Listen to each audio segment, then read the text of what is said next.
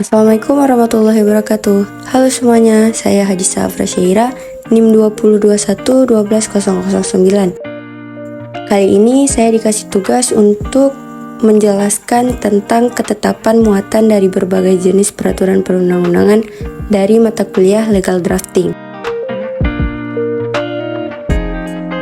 Nah, sebelum itu kita harus tahu dulu apa itu peraturan perundang-undangan. Peraturan perundang-undangan adalah peraturan tertulis yang dibentuk oleh lembaga negara atau penjabat yang berwenang dan mengikat secara umum dalam mewujudkan kebijakan pembangunan hukum nasional, khususnya peraturan perundang-undangan, dan mewujudkan tertib pembentukan peraturan perundang-undangan dengan memperhatikan asas umum dan hierarki peraturan perundang-undangan telah digunakan Undang-Undang Nomor 10 Tahun 2004 tentang pembentukan peraturan perundang-undangan.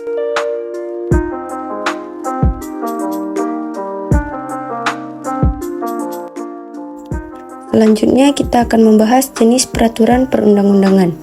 Ada banyak jenis peraturan perundang-undangan sesuai dengan Undang-Undang Nomor 12 Tahun 2011 sebagai berikut.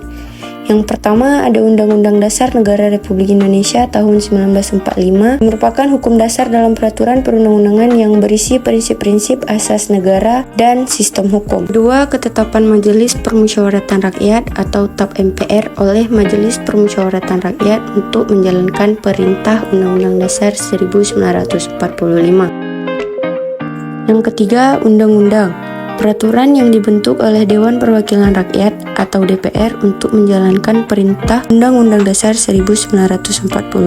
Yang keempat, peraturan pemerintah pengganti undang-undang atau Perpu, merupakan peraturan yang dibentuk oleh Presiden untuk menjalankan perintah Undang-Undang 1945 dalam menjalankan situasi darurat. Kelima, peraturan pemerintah atau PP, merupakan peraturan yang dibentuk oleh Presiden untuk menjalankan perintah Undang-Undang Dasar 1945. 6. Undang-undang merupakan peraturan yang dibentuk oleh Dewan Perwakilan Rakyat untuk menjalankan perintah Undang-Undang Dasar 1945.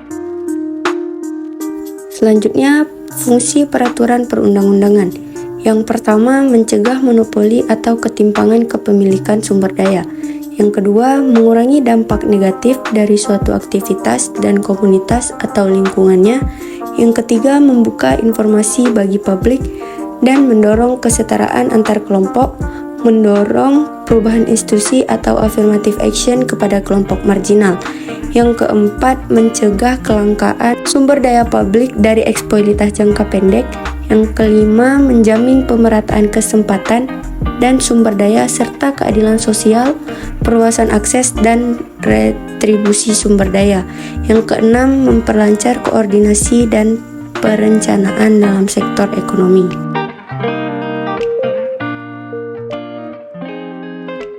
Nah, di slide terakhir ada materi muatan perundang-undangan. Yang pertama ada materi muatan Undang-Undang Dasar, yang kedua ada materi muatan ketetapan MPR, dan yang ketiga ada materi muatan undang-undang. Yang keempat ada materi muatan peraturan pemerintah pengganti undang-undang. Yang kelima ada materi muatan peraturan pemerintah. Yang keenam ada materi muatan peraturan presiden. Dan yang terakhir ada materi muatan pemerintah daerah provinsi atau kabupaten. Sudah selesai. Terima kasih sudah menonton.